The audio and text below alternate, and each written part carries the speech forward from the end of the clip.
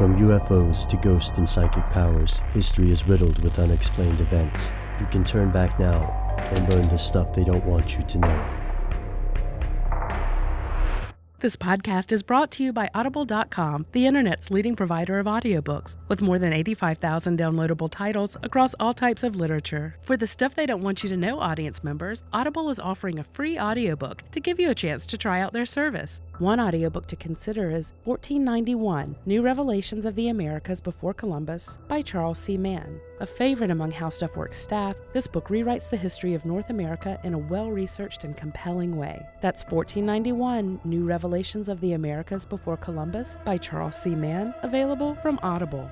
To try Audible free today and get a free audiobook of your choice, go to audiblepodcast.com/unknownstuff. That's audiblepodcast.com/unknownstuff.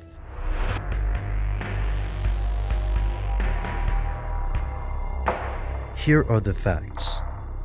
General Albert Pike was born in December of 1809. He was exceptionally bright and allegedly accepted into Harvard, although he didn't have the money to attend. Today, Pike is remembered as a pioneer in the early courts of Arkansas, a Confederate officer during the Civil War, and a central figure in the development of Freemasonry. He's still the only Confederate officer with a statue in Washington, D.C. History is divided on Pike. He's been called a genius, a villain, and an occultist. But that's not all there is to this story. Some people believe Albert Pike was more than just a lawyer and a general. Much, much more.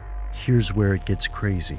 Depending on who you ask, Albert Pike may have been the leader of the Ku Klux Klan, a Satan worshiper, or even the king of the Freemasons. In The Unseen Hand, A. Ralph Epperson argues that a great deal of historical events have been planned in advance. Epperson believed that Albert Pike was at the center of this conspiracy and the highest-ranking Mason in the United States, or possibly the world. Pike is also accused of being a member of the Illuminati and a harbinger of a coming new world order. The stories about Pike's alleged occultism and villainy are both varied and, to a large degree, impossible to prove. For example, some claimed he had a magic bracelet that allowed him to commune with the devil. Others claimed that he helped found the Ku Klux Klan, or that President Andrew Johnson considered Pike his Masonic superior. Masonic databases deny the allegations about Pike and the Klan, but that hasn't stopped conspiracy theorists, especially anti-Masonic theorists, from making this claim.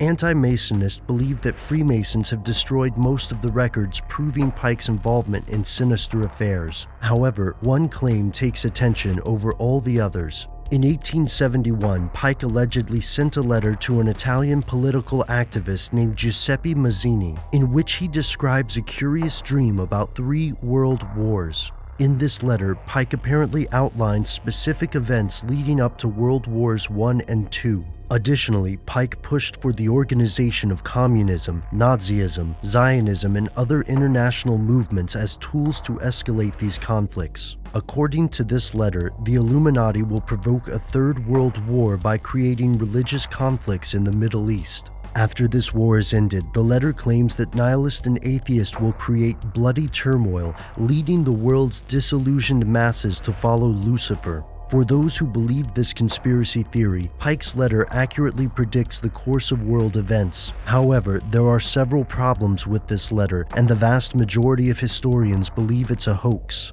Why?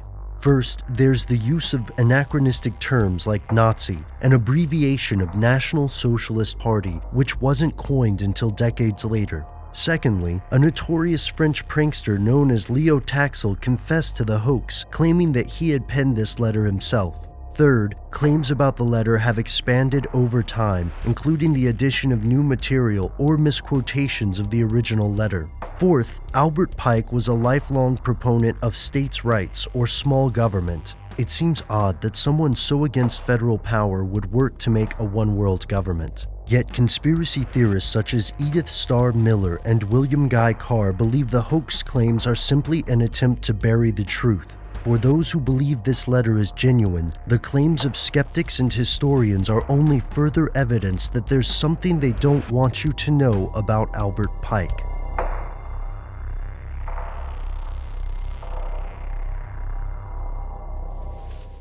This podcast is brought to you by Audible.com, the internet's leading provider of audiobooks, with more than 85,000 downloadable titles across all types of literature and featuring audio versions of many New York Times bestsellers. To try Audible free today and get a free audiobook of your choice, go to audiblepodcast.com/unknownstuff.